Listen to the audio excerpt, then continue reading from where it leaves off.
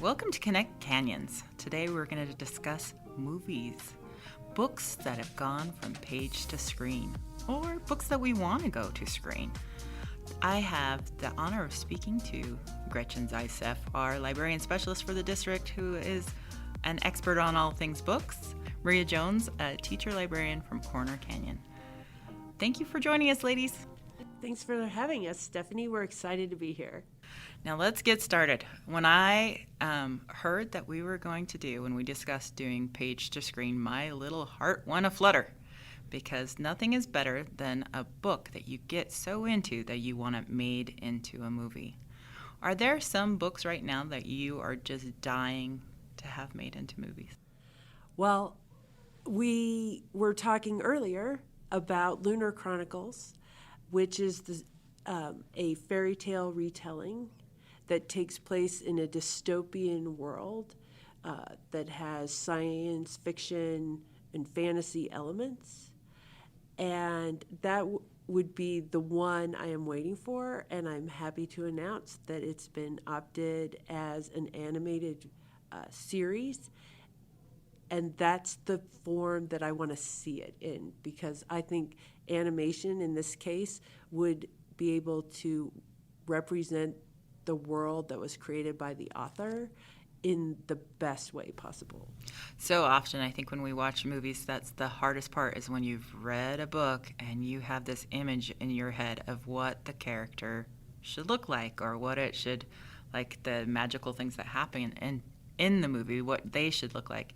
We've just had a landmark anniversary for Harry Potter's movies, and so students who grew up with the movies as opposed to the book releases are now coming back to find those titles and read the story.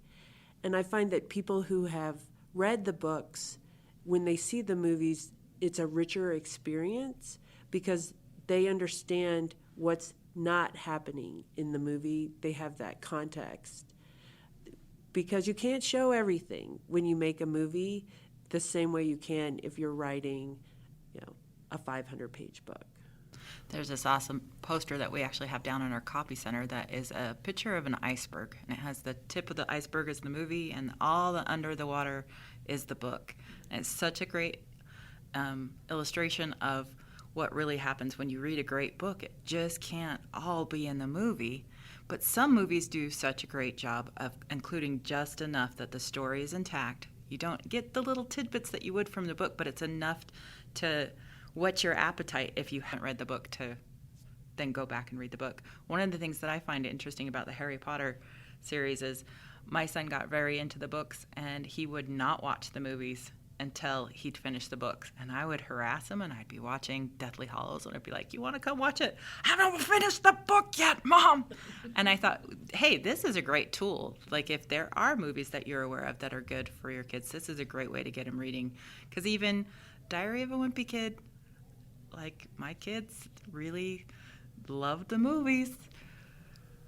Unfortunately, they made me go with them, but it's great that they were reading the books. Well, you'll be happy to know that there's a new Diary of a Wimpy Kid movie coming out in 2022. So Roderick Rules is moving from page to screen. But that happens a lot with series, especially if their fan base is migrating back and forth from page to screen. So series like Harry Potter or Twilight, Diary of a Wimpy Kid, they have a fan base, and for movie makers, it's kind of a known entity. Unfortunately, sometimes you can tell that the filmmakers loved the story and took good care of it, and sometimes that's not true. If you watch the Lord of the Rings movies and listen to the director commentary, you can tell that Peter Jackson is a fan. But if you have read the Aragon series and you watch the movie, it's two totally different stories. You can tell that the filmmakers didn't love the story and they didn't really respect the fan base because the story, they mishmash it and change it up in ways that actually would not allow any of the storylines to move forward. It's so unfortunate when that happens. I think they did a great job, the directors and producers of the C.S. Lewis, Lion, the Witch, and the Wardrobe actually did a wonderful job of sticking to the story. I just was privileged to go to Hillcrest's version of Prince Caspian last night. And when I spoke to kids ahead of time, I was really disheartened at how many hadn't read the books. But I'm hoping that because they see something like that and something that's so true to the story that they'll want to go dive deeper. Do you have some YA books that, like, are going to be made into films that you're excited for, or? Yeah, so there's a lot of young adult books that are being made into films, and some of them are made into movies, some are made into TV shows. I don't know who determines which ones would be better for what, but the Shadow and Bone series, I'm so excited for it. So the first season's out, and the second season they're currently filming, and they've added a few more characters, and there's been a huge uptick in students reading Shadow and Bone and the Six of Crows series. And King of Scars. Yep. Is the third duology in that series. And personally, Six of Crows is my favorite young adult duology. It checks all the boxes for me. So I was super excited to watch Shadow and Bone and see what happens to these characters in that duology before their story begins in the books. Yeah, the movie's kind of like their prequel. And so then we'll have the full 6 in this second season. So I'm really excited for that one. And that one's a TV show instead of a movie. And I'm really glad it's a TV show because you can go so much more in depth, and the costuming is amazing, and the casting is fantastic. And that one I'm really excited about for the TV show. That one's through Netflix. Some of the other ones that are upcoming, our last 2 books for our book club for Corner Canyon, we read Scythe and the Inheritance Games, and those are like in early stages of becoming movies. So we don't know anything about those coming up other than they've been optioned to be a movie, which our students were really excited about to hear that those books were going to become movies. Some other upcoming movies from YA young adult books, They Both Die at the End, The Selection, What If It's Us, Long Way Down, Love Boat Taipei, Children of Blood and Bone, and then The Summer I Turned Pretty. So those are some that are upcoming that I'm personally excited for. There's a whole list online that I found that has even more. And what I'm really excited about is that a lot of those books have a lot of different representation of people of color, people of LGBT status, different nationalities. So it's a really cool thing to see. Every time I go past a school library, I love what you guys do for decorations. I want a second job just doing decorations for libraries. But is it helpful when a movie comes out to draw attention that way because you have the movie posters? And do you find that brings in even more kids when? Anytime there's a movie coming out or a show that's related to it, or it comes out to Netflix or a new season comes out, there's definitely a resurgence in the checkout status for each of those books. And so it's nice. We used to do a display of, books to screen, and we'd pull them all out. And a lot of them are like the typical books, like, Allegiant, Twilight, Harry Potter, Hunger Games, Wonder. There's a lot of books that are very well known because of the book and because of the movie, and the movie because of the book. But of course, anything that you read in your English classes is, most likely going to be made into a movie, like those literary classics. All of us procrastinators learn that trick fast. Books that don't always follow the movie. Like my husband's favorite book is The Count of Monte Cristo, but the ending of the movie does not match the ending of the book. You have to watch the French version with Gérard Depardieu to see the book in its entirety, but you also have to be willing to read the French subtitles. Okay. I am a big Jane Austen fan and have always loved the Colin Firth version of Pride and Prejudice because they actually take dialogue out of the text, use it in context, and you can see the whole scene come alive. And I'm very excited for the fact that there are 2 versions of Persuasion coming out this year, one on the small screen and one on the large screen. I'm just very excited that you picked the right Pride and Prejudice so that we can continue to be friends, because not to bash Keira Knightley version, but no. Hey, it just depends if you've got 6 hours or if you've got an hour and a half. Like there's a version it's very for true, all and types. there are some beautiful things within the Keira Knightley version, though her hair sticks out of her wig, and I cannot abide. But Persuasion is great. That's an exciting thing that they're going to do it. You said both as a series and? Yeah, there's 2 different productions, and that happens sometimes. For instance, there are 2 versions of Pinocchio coming out. Yes, Tom Hanks is in one. Tom Hanks is in one, so Disney Plus is doing a live action reboot for Pinocchio, but Guillermo del Toro, who was one of the directors on Harry Potter, is also doing a stop animation version for Pinocchio. Oh, now that's exciting because he's just a visionary.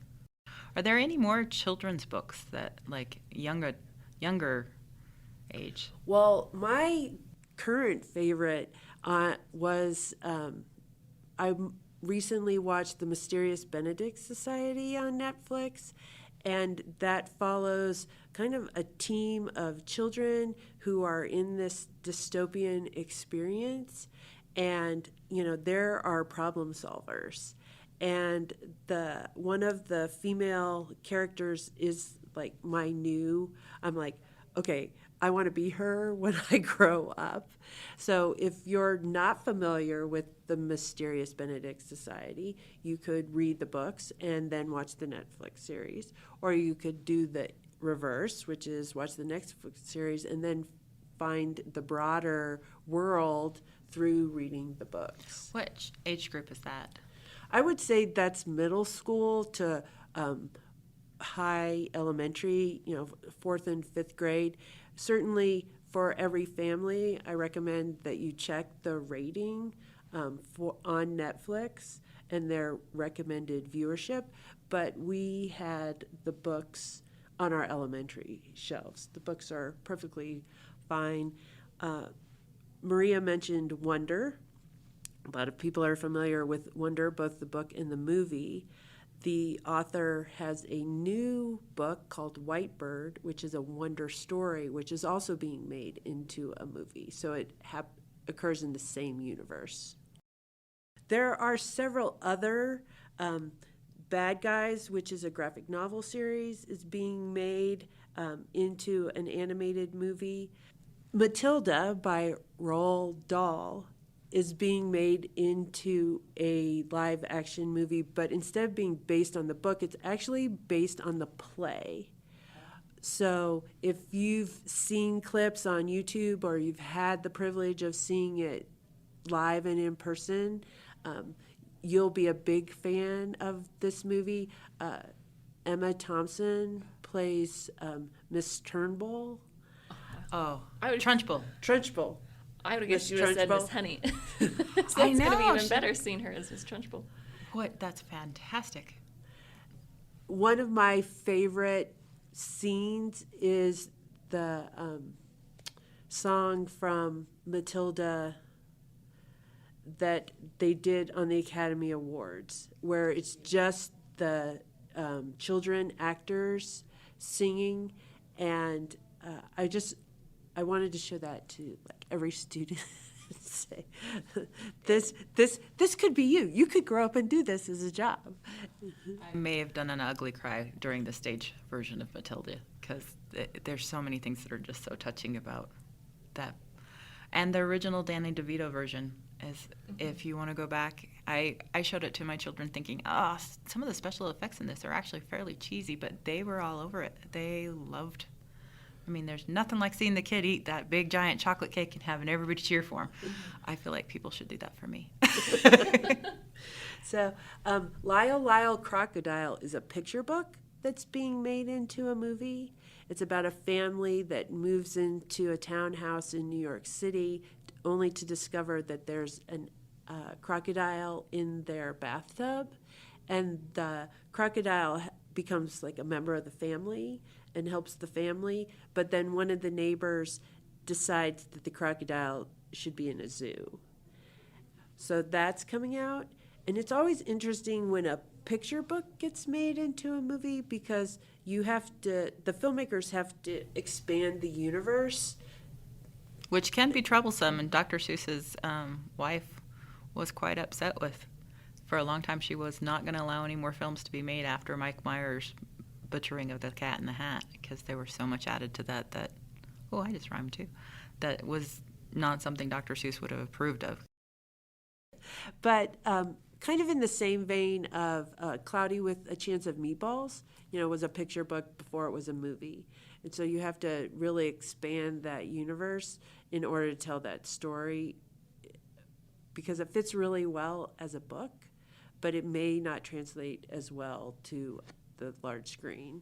There's a quote by Ernest Hemingway, who said, as an author, you just take your manuscript and you throw it over the state line into California and then you walk away. Because once you opt your manuscript, then you actually do lose control. And it has a lot to do with the dynamics, with the popularity.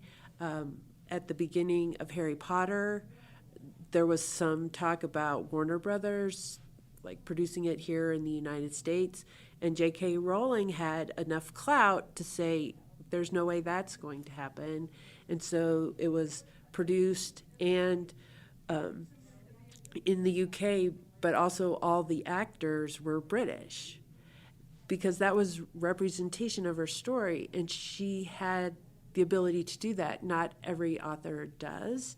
Speaking of Twilight, when that film was first, or that book was first opted for film, the original screenplay Stephenie Meyer got back actually was so different from the original story that she said, would make a great movie, but it's not my story.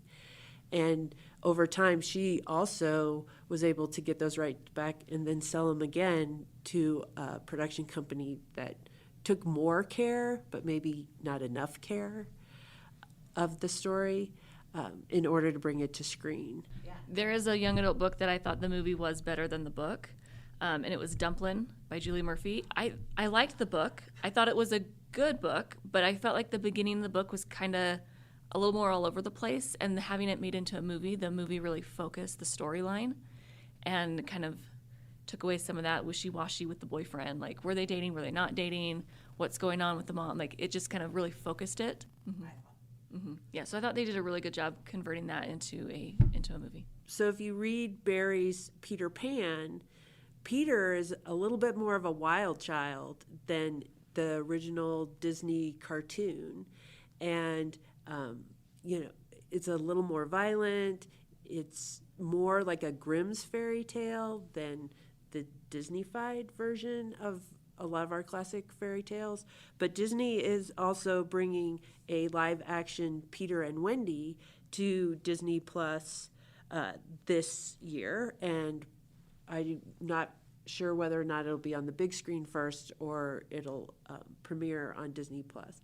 But that'll be interesting to see where that lands in a culture that has also had Hook and a couple of other iterations of Peter Pan since the Disney cartoon. I wrote a whole list down of all the English class classics: To Kill a Mockingbird, Pride and Prejudice, Count of Monte Cristo, Fifth Wave, Crucible, Fahrenheit 451, Giver, The Great Gatsby, Holes, anything by Shakespeare, anything by Jane Austen, Life of Pi. Like, there was just like a whole list. Anything that you read in English class, there's always a movie. Recently, they redid Little Women. And what I thought was interesting about this iteration of Little Women is, instead of telling the story of just that occurs in Louisa May Alcott's book, they actually integrated part of her lived experience as an author in the end of the book. It's widely assumed that the Jo March character was Louisa May Alcott in real life, and that she, when Louisa May Alcott begins to seek publishers, she's documenting her experience through Jo in the novel and Jo's experiences. So I'm not going to tell you the end of Little Women, because I hope everyone would see that film and appreciate the way that story is told from the perspective of a female director based on a novel written by a female author. And it might not have been assigned for reading at school. There's one there's a couple YA ones that I truly enjoyed that did get made into movies, but they didn't get it seemed like they didn't hit, and it's a shame. I don't know if you saw Before I Fell or Before I Fall. It was on the NPR list. It's a great book. Oh, by Lauren Oliver. Yes. Loved the book, and actually think they did a fantastic job with a very difficult storyline to tell, and that the idea of the story is that, and this is not a spoiler, that the girl dies early on, but she keeps coming back to life and getting to relive the day and fix things.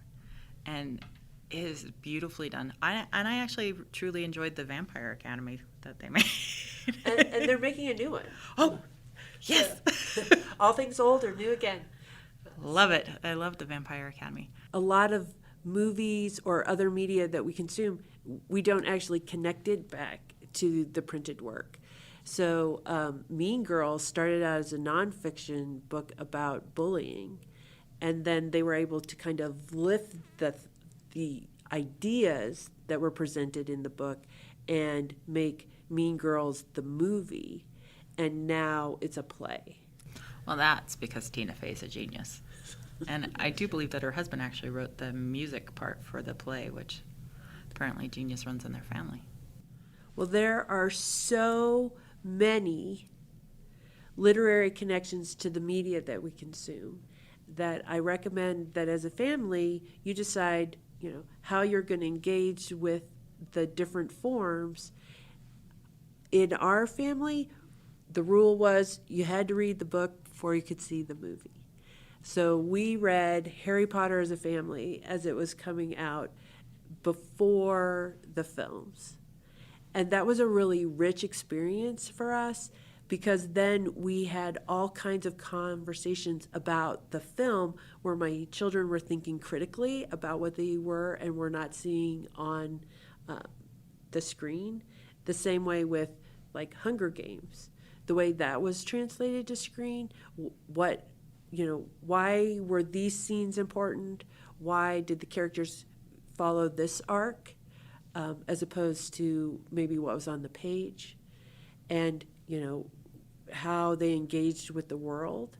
Like, was this exactly the way you saw it in your head when you saw it on the screen? One of the things that Tiffany Rosenhan said in our last podcast about books is that she treats book night like some families treat a movie night, that she sits around in the front room with her children and reads a book like it's a movie night, like it's an event. And I thought that was such a smart idea. Like, it'd be easy to say, hey, for this month we're going to read this book, and then at the end of it we're going to watch this movie. I think it'd be a great way to engage your family in something that's going to be beneficial to all of you. And it's always so fun to hear your kids' take on a story. As a librarian, I'm hoping that you're engaging in the print besides just the digital or visual version, because reading fires off different activity in your brain than screen time.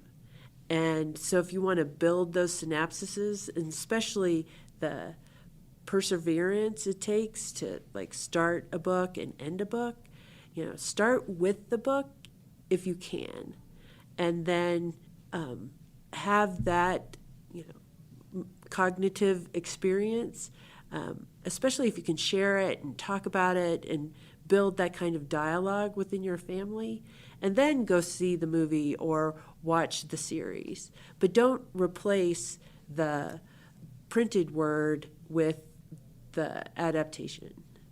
I agree completely. I also think that in a time when we're so used to being able to binge something, like you could finish something so quickly. Too many things, I think, are done quickly, where there's something to be said about savoring a book. I mean, even though I would like to stay up all night reading it, there's something nice about setting it down and having that to look forward to the next day. Or staying up until 2 o'clock in the morning, because you're just not going to sleep until you figure out how this story resolves.